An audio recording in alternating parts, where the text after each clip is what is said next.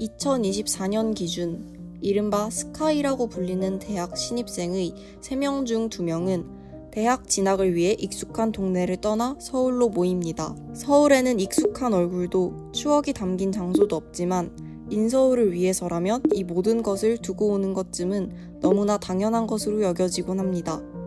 청춘을 바쳐 인서울이라는 목표를 성취하고 난 뒤 우리의 삶은 어떤 모습이 될까요? 정작 인서울을 하라고 말하던 어른들은 알려주지 않는 이야기. 대학을 위해 상경한 고려대 학우들의 이야기를 들어보았습니다. 안녕하세요. 저는 전주에서 온 2호학번 의예과 이다민입니다. 저는 고려대학교 경영대학 재학 중이고 25학번 경상남도 사천시에서 올라온 강민용이랍니다. 저는 고려대학교 미디어학부에 다니는 24학번 김소은이라고 하고 경기도 포천시에 살다가 대학교에 합격을 하면서 서울로 올라오게 되었습니다. 저는 그래도 나름 상위권에 위치했던 학생이었기 때문에 성적이 되니까 인서울을 한다는 건 되게 좀 당연한 수순 같은 걸로 여겨졌어요. 저는 근데 목표 자체가 인서울 상위권이었어서 성적이 된다면 무조건 가야겠다고 생각했었어요. 그냥 뭐 인서울을 할 수 있으면 해야지 라는 생각 정도에 그쳤던 것 같습니다. 딱히 서울에 있는 대학교를 가고 싶다는 생각을 가지고 있지는 않았고요. 웬만하면 본가에서 부모님이랑 같이 지내면서 대학교를 다닐 것을 생각을 했었고, 그런데 막상 3학년 때 성적이 된다는 걸 알고 그때 다시 생각을 해보니까 서울을 갈 수 있는데 안 가는 건 조금 인생에 있어서 후회가 되는 선택이 되지 않을까라는 생각이 들어서 대학교는 인서울로 오게 되었습니다. 2인 1실 형태의 기숙사에 살고 있거든요. 룸메랑 같이 살다 보니까 개인적인 시간이나 개인적인 공간이 너무 부족하다 느꼈고, 그리고 주위에 다른 동기들 보면 룸메이트랑 안 맞아서 기숙사 나가서 자취를 한다는 사람도 많았거든요. 이렇게는 도저히 못 살겠다 싶어서 2학년 때 이제 쉐어하우스에 들어가게 됐는데 1인 1실인데도 약간 옆방에서 뭔가 사소하게 통화하는 소리 뭐 하는 소리는 다 들리니까 그런 거에 있어서 조금 내 공간이 없다, 숨 막힌다라는 느낌도 있었고, 그리고 이제 최근에는 제가 자취를 시작하려고 집을 좀 알아보고 있는데 일단 보증금이 너무 비싸더라고요. 1,000만 원 정도에서 시작을 하는데 그렇게 어찌저찌 보증금을 마련한다고 해도 내가 사는 집에 달마다 5, 60만 원, 많게는 70만 원까지 빠진다라고 생각을 하면 이 넓은 서울 땅에 내가 몸 놓일 곳이 하나가 없나? 라는 생각도 좀 들고. 학사를 선택한 가장 큰 이유가 저희 학사에서는 아침, 점심, 저녁을 제공을 해줘서 식비로 나가는 돈이 많이 없겠다라고 생각을 해서 학사를 선택을 했었는데, 생각보다 지금 생활을 하다 보니 학사의 그 식사 시간에 들어갈 수 있을 때가 많이 없고, 그래서 밖에서 먹을 때가 상당히 많았어요. 그래서 생각보다 외식을 하는 경우가 훨씬 많았고, 그리고 예상했던 것보다 서울 물가가 상당히 비쌌기 때문에 제가 생각했던 것보다는 비용이 조금 더 많이 드는 것 같습니다. 근데 기숙사 원칙상 안에서 내부 취식이 불가능하거든요. 그래서 몇 끼니를 밖에 나가서 사 먹는다거나 그런 식으로 해결하는데 한 끼니에 평균적으로 10,000원 정도 하니까 그 돈이 적지 않다고 느끼고 있어요. 그런 예상치 못한 식비 지출도 좀 많고, 뭐 동기들이랑 술 안 먹을 거 아니니까 그런 회식 비용도 좀 들고, 진짜 알게 모르게 나가는 돈이 많더라고요. 뭐 옛날에는 영화를 본다거나 책을 산다거나 하는 문화 비용도 아무렇지 않게 썼었는데 지금은 그런 게 하나하나가 다 내 생활비랑 연결이 돼 있다라고 생각을 하면은 확실히 망설여지는 부분이 좀 많은 것 같아요. 매주 버스로 왔다 갔다 하고 있고, 비용은 한 번 내려가는데 25,000원 정도 해서 왕복으로 5만 원. 한 달에 한 20만 원? 좀 그거보다 좀 더? 저는 집이 그렇게 먼 게 아님에도 한 달에 한두 번 정도밖에 못 가긴 하거든요. 알바도 하고 학교 생활도 하다 보면은 시간을 좀 마련하기도 쉽지 않아서 그렇게 자주 가진 못하는 것 같고, 본가는 3달에 한 번 정도 가고, 본가에 갈 때는 버스 자주 타고 가는데 버스는 왕복 한 8만 원 정도 들어가고, 제가 추석 때 KTX를 타봤는데 KTX는 왕복 14만 원 정도 들더라고요. 그리고 돈도 돈이지만 시간이 편도 4시간 정도 걸려서 자주 가기가 쉽지 않은 것 같습니다. 아침에 출근 시간에 버스를 타게 되면 사람이 꽉꽉 차 있어가지고 저기에 내가 들어갈 수 있나 싶은 경험을 거의 매일 하고 있고요. 저 학기 극초반에 서울에 올라와서 제일 어려웠던 게 인간관계 같은 거였는데, 제가 밑에 지방에 살 때는 쭉 친구였으니까 서울에 딱 올라왔을 때 친구 사귀는 걸 까먹었다고 해야 되나? 같은 고등학교인 선배가 있다라는 막 얘기를 하고 선배들이랑 이렇게 친해지고 그런 걸 보면서 저는 막상 찾아보면은 같은 지역 출신인 친구도 없는데 서울에서 학교를 나온 친구들은 생각보다 주변에 아는 사람이 많고 정신적으로 같이 공감을 할 수 있는, 해줄 수 있는 사람이 많다는 게 조금 부러웠습니다. 서울에 있으면 정말 혼자구나라는 기분이 들 때가 많아요. 이게 뭐 비단 내가 가족이랑 멀리 떨어져 있어서도 아니고 그냥 뭐 친구들을 못 만나서도 아니고 아무 연고도 없는 곳에 대학이라는 것만 보고 올라와서는 처음 보는 사람들과 밥을 먹고 처음 보는 사람들과 지내야 되고 뭐 같이 살기도 하다 보면은 진짜 이 내가 머무는 이 지역에는 나와 같은 사람이 없구나라는 거를 참 많이 느끼는 것 같습니다. 근데 이제 이러한 감정을 가족한테 얘기하자니 좀 너무 걱정을 끼쳐드리는 것 같기도 하고 고향 친구들한테 얘기를 하자니 너가 지금 배부른 소리 하고 있는 거 아니냐라는 말을 들을 것 같기도 해서 그런 아무도 몰라주는 외로움 같은 거를 혼자서 겪어보고 견뎌야 한다는 게 좀 많이 힘들었던 것 같아요.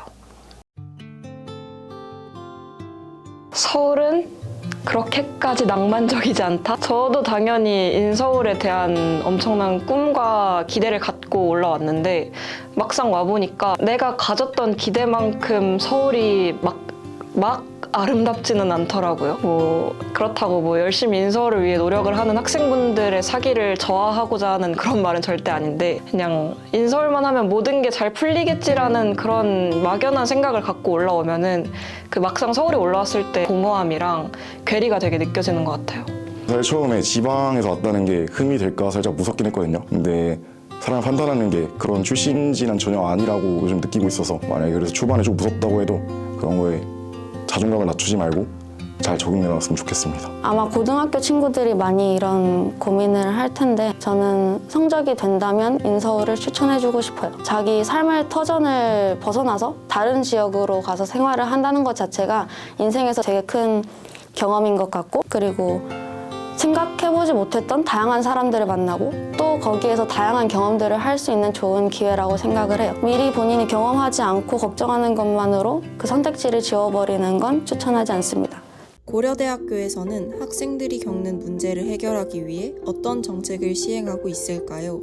먼저 고려대학교에서는 2023년부터 1,000원의 아침밥 사업을 실시하여 학생들의 식비 문제 해결에 도움을 주고 있습니다. 정부 지원금과 본교 기부금을 더해 시작한 사업은 2024년 기준 약 17만 명이 이용할 정도로 인기입니다. 평일 아침 8시부터 9시 반까지 학생회관, 애기능생활관, 아남학사, 교우회관 학생식당에서 단돈 1,000원에 든든한 한 끼를 즐길 수 있습니다.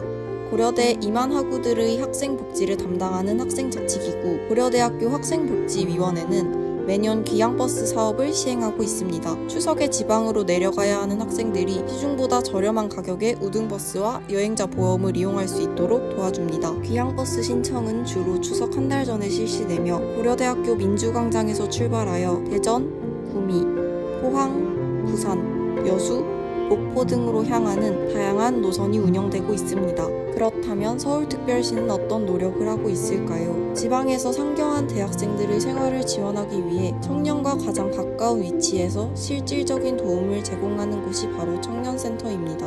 어떤 지원이 이루어지고 있는지 직접 확인하기 위해 우리는 서울청년센터 성북을 찾았습니다. 안녕하세요. 저는 서울청년센터 성북 센터장을 맡고 있는 지혜민입니다. 서울청년센터라는 것은 서울시 25개 자치구 중에 16개 자치구에 있어요. 근데 저희 성북은 올해 4월에 개관한 16번째 서울청년센터입니다. 이 센터는 청년들에게 지역 가까이에 편하게 드나들 수 있는 열린 공간으로서의 역할도 하고요.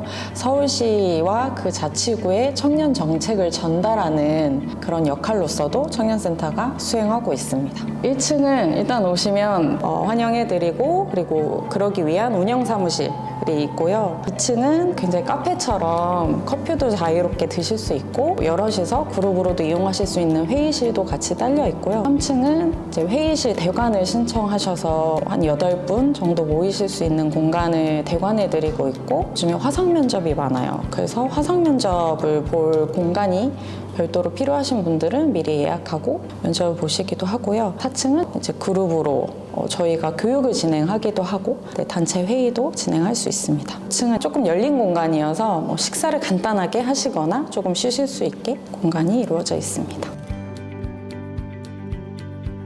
서울의 청년 1인 가구는 한 64% 정도 차지하고 있는데 성북도 비슷해요. 그래서 전체 성북 인구의 한 65% 정도가 청년 1인 가구라고 합니다. 저희가 생각했을 때 처음 상경한 청년들은 초기에는 상경을 준비할 때 필요한 정보들이 아무래도 있으시겠죠? 뭐 지인이나 이렇게 부모님들이, 가족들이 좀 도와주시면 월세를 구하거나 이러는 과정들이 조금 순조롭게 진행이 되지만 혼자 상경을 준비해야 하는 청년들은 뭐 금전적으로, 경제적으로 어느 곳이 내 환경에 적절한지 뭐 이런 것들을 찾아가는데 아무래도 어려움이 있으신 것 같고, 그리고 혼자 사시다 보면 중간중간에 저희는 인적 지지체계 이렇게 얘기를 하는데, 내가 어려울 때 가까이 도움을 청하거나 지인이나 친척 이런 분들이 없는 1인 가구 청년들은 뭐 당장 집에 전구가 나가거나 고쳐야 될 게 있을 때 어디에 도움을 청해야 되는지 뭐 이런 것들이 일상 속에서의 어려움이 있을 거라고 보고 있어요. 서울 청년센터에 공통적인 사업이 있어요. 하나가 상담이에요. 근데 심리적인 상담보다는 정책 상담에 가까운데 1인 가구 청년들이 처음 상경해서 어떤 어려움이 있을 때 저희 센터에 상담을 신청해 주시면 그에 맞는 성북구에서 얻으실 수 있는 정책들을 직접 안내해 드리고, 서울시에서 지원되는 정책들이 있으면 그런 것들을 연계해드리는 상담을 진행하고 있습니다. 꼭 상담을 신청하지 않으셔도 성북 동네정보 퐁퐁이라고 문자 발송을 하고 있어요. 이번 달에는 어떤 정책들이 있는데 그런 카테고리별로 정보들을 모아서 전달드리고 있거든요. 조금 직접적인 사업으로는 저희가 커뮤니티 지원 사업이 있어요. 1인 가구로서 지인이나 이런 관계망이 형성되지 않은 청년들을 위해서 그런 커뮤니티에 있는 곳에 들어가실 수 있거나 아니면 커뮤니티를 직접 만드실 수 있도록 지원하고 있습니다. 성북은 이번에 성북청년 활력성장 프로젝트라고 해서 조금 활력이 낮은 청년들을 우리가 어떻게 만나고 같이 좀 성장할 수 있을까, 이런 고민으로 지원 사업을 하고 있습니다. 저희가 최근에 웰컴 성북이라고 웰컴 키트를 전달하는 사업을 진행하고 있어요. 23년부터 저희 성북구로 전입한 청년들 1인 가구나 다인 가구 상관없이 홈트 준비물이나 음식을 할 수 있는 거나 이렇게 선택하실 수 있게 이제 세트를 만들어 놓긴 했는데, 그것과 더불어서 여기 성북구에 왔을 때 어떤 정보들이 주요 기관들이 있는지, 그리고 저희 센터들을 이용하면 어떤 것들을 활용하실 수 있는지 이런 정보를 키트로 담아서 드리고 있어요.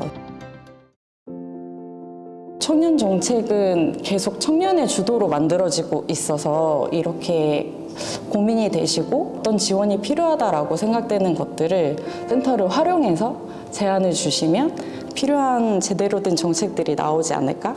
다양한 청년들이 모두 좀 모이셨으면 좋겠고요.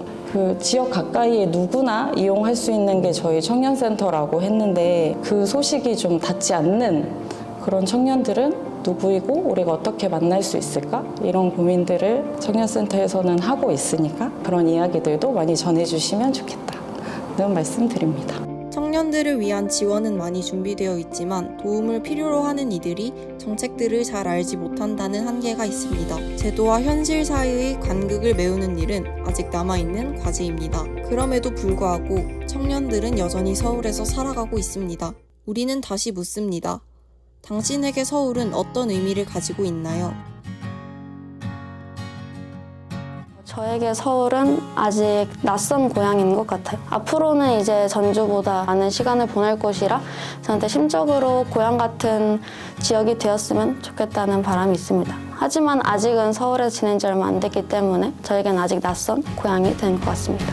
제가 방금까지 너무 부정적으로 말하긴 했는데, 저는 아까 말했듯이 목표 자체가 인서울이었던 사람이라서 저한테 서울이란 그런 어려움을 다 뒤로하고도 좋은 공간인 것 같습니다. 뭐 이러니 저러니 해도 저는 서울을 좋아합니다.